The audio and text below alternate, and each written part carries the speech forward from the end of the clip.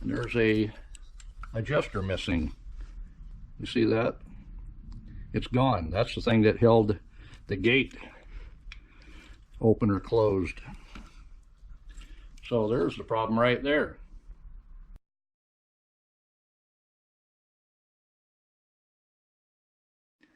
So I had a viewer asking about the difference between the carburetors, so I thought I would share that with you today. We've got the upgrade carburetor and then the stock carburetor that it came with. If you remember on my last video, I saw the choke turn itself on as it was running. I did get that fixed thanks to LA Hover. And we're going to take this apart and see what the differences are, because there are differences in these two carburetors. This kind of looks familiar, doesn't it? Yeah. GoPros. So the problem I was having is this one was flooding the bike out because the choke was turning itself on. And it had really no bottom end. It wouldn't take off if you let the clutch out. You had to pedal to go. This one does have a lot of bottom end to it, where I can just let the clutch out and just a little bit of a pedal maybe, and it's going. It has pretty good top end too. This one, I wasn't able to, let's put it this way, this one I got 10 mile an hour faster out of than I could out of this one. One of the big problems, this one has a bigger air cleaner, and there is supposed to be a metal clamp here, but because it's so tight up against the frame, I didn't think I would need it. But now it gets in the way of the choke, and so when you give it throttle, it turns that choke off, but it doesn't turn it all the way off. So I think cutting back the rubber here is going to be the solution to that. Since I'm taking the carburetor off, we'll take care of that too. So I do have the gas off, and I'm going to loosen up this carburetor here, and it is an Allen head.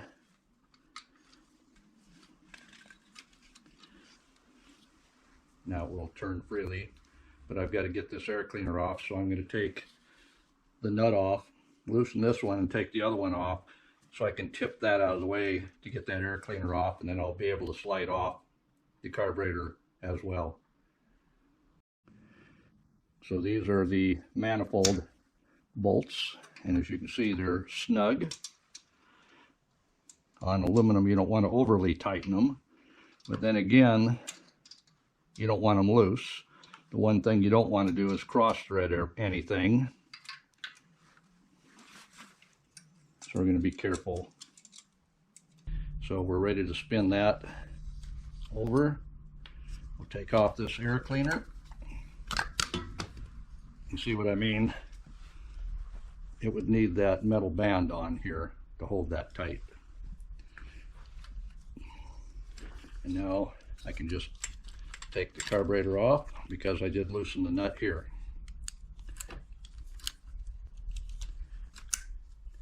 And one thing I did want to look at is where the gate was open to, and the gate looks like it's opened quite a ways.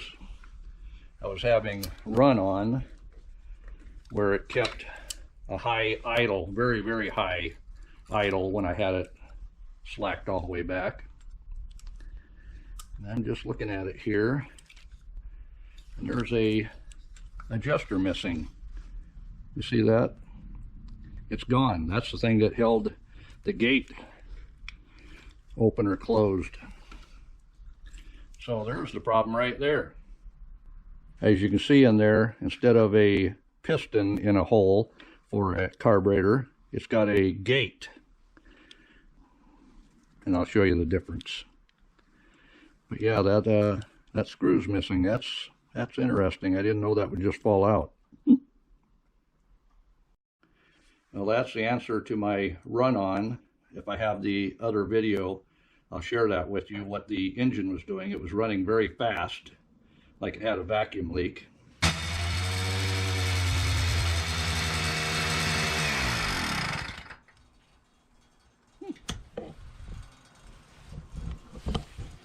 Wanting to run away a little bit. You gotta check that carburetor.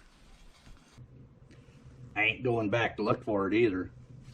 I'm just hoping the one in this carburetor will fit. So the big differences in the carburetors, one is the throttle.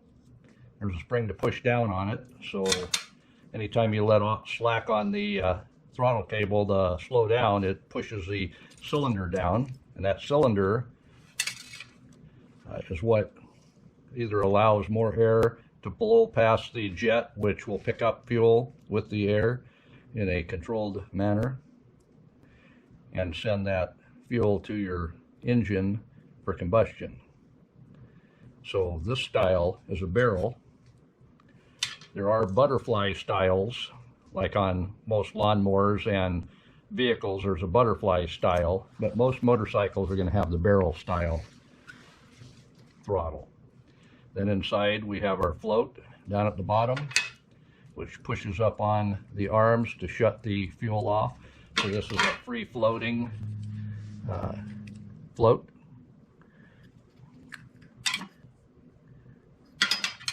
So which means there's no arms, it just floats up against these little fingers here, which will turn your fuel off. Your jet is right here on this particular carburetor. The original, it came with the motor, and it does look fairly small. I think it's smaller than the smallest jet that that one comes with. So that's a factory carburetor. So let's look at the other carburetor. This one is the upgrade carburetor, and rather than having a nut that just screws off, you have to take two Phillips head screws out.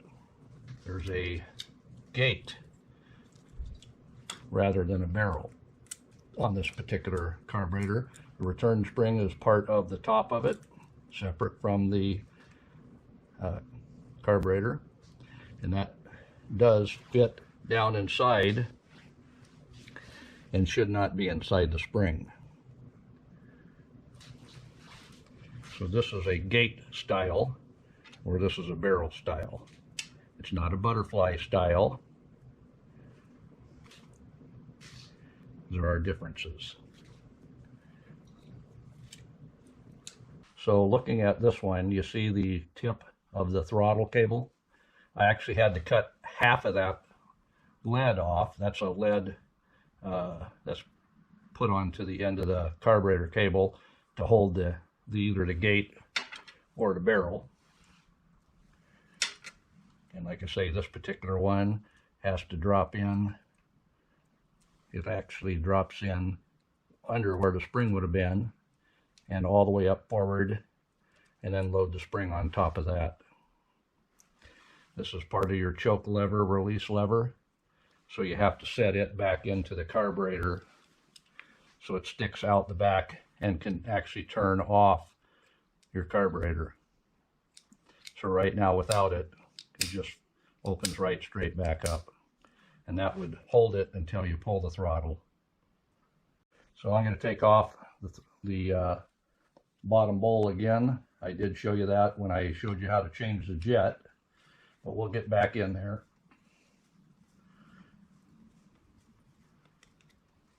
The other one, by the way, does have us two screws as well, but it screws in from the top rather than the bottom is the only difference there.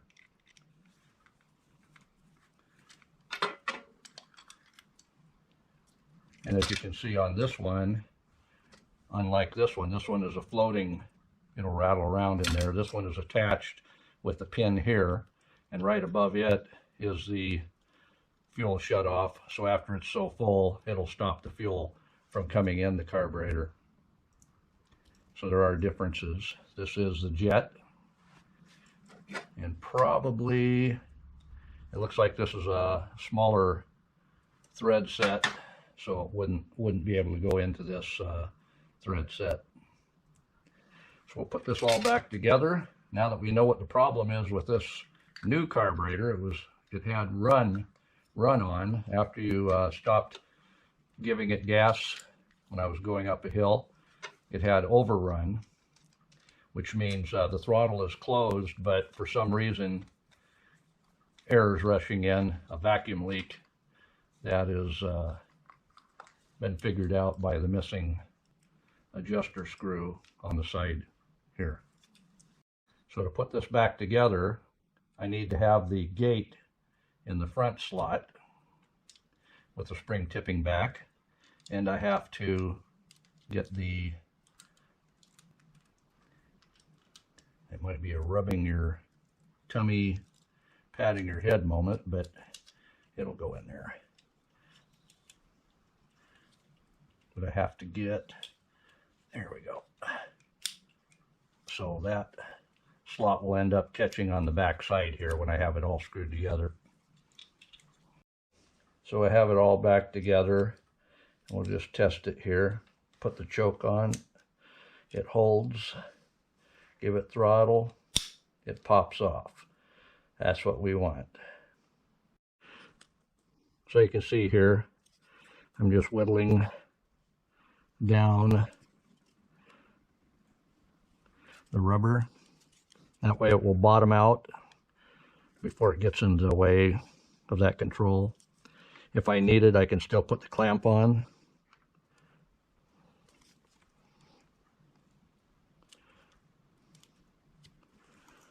But that much has just been taken off quickly and easily.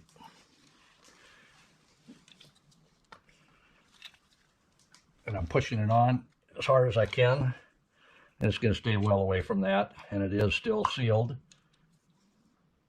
So just to show you here again how I was able to get that on, because if the carburetor were on and set in its position, there was no room to get the air cleaner slid on.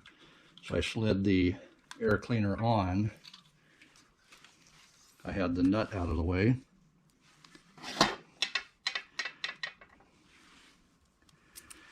And then just spun the carburetor into place. This is up tight against the frame. I think I have a little wiggle room there now though. And I'll put the manifold bolt back in place and tighten it up. And while I have you here, let's take a look behind this. I think this might be a fuel filter or a multi-directional where you could bring it in many different directions. But let's see what's behind there. Yes, there is a micro screen here to catch any crud. There is a little washer here as well. So let's get that all put back into place.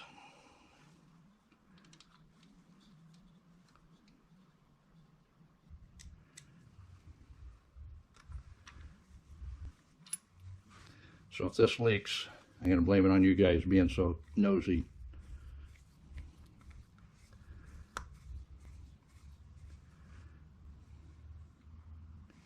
I think I might just adjust it to right there. Like I say, that is multi-positional. You can't go 180 degrees away. And I do have clamps coming for that. The clamps they had at the auto parts either were too big or one size too small. So let's try this out in the donor carburetor.